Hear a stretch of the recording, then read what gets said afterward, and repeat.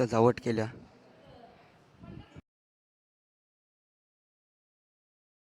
नमस्कार मित्रांनो, स्वागत आहे आजच्या नवीन ब्लॉगमध्ये.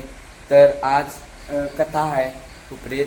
जसं की तीन वर्षामागं इथंच होती बघा भावांनो. इथं तशी आता विठ्ठल मंदिरात आहे.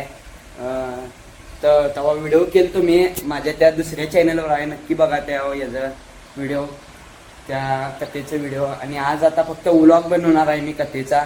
तुम्हाला दाखवतो कशा प्रकारे कथा आहे ती, आणि शेवटच्या काल्याच्या दिवशीचं पण दाखवणार आहे भावांनो. नक्की बघा व्लॉग. आणि आज मी 6 महिन्यानंतर व्लॉग चालू केले. इथं बघू शकता तुम्ही भावांनो, तर दिसते का 6 महिने ॲगो शेवटचा ब्लॉग आहे भावांनो. 6 महिन्यांपूर्वीचा शेवटचा ब्लॉग आहे माझा.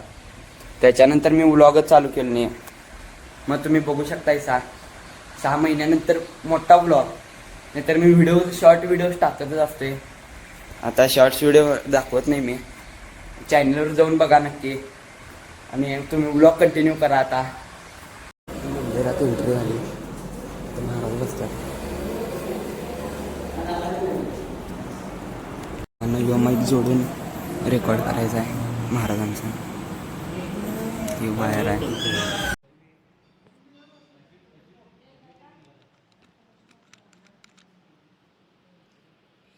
स्टँडचा सेटअप झालेला आहे आमचा. ही सजावट केल्या भारी आहे का नाही? कमेंटमध्ये सांगा कशी वाटली.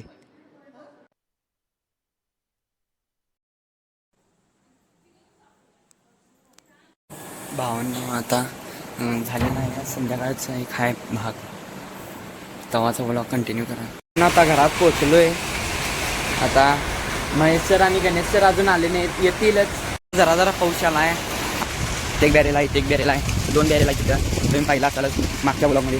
मी तर बघू शकता केवढं थेंब पडल्यात. हे आपलं रिंदाळगाव. तर बघू शकता फॅक्टरी जवाहर कारखाना आहे तुमच्यासाठी.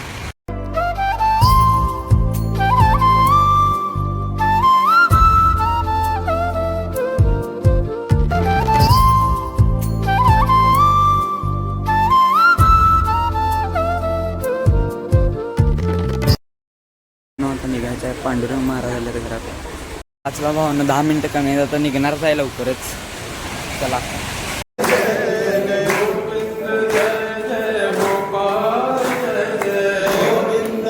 गोवर्धन पर्वत बनवला.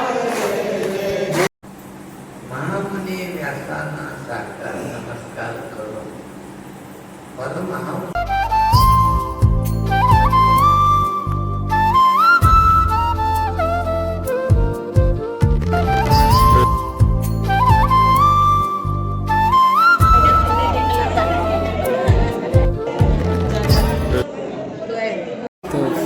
भावांनो इथं गोवर्धन पर्वत.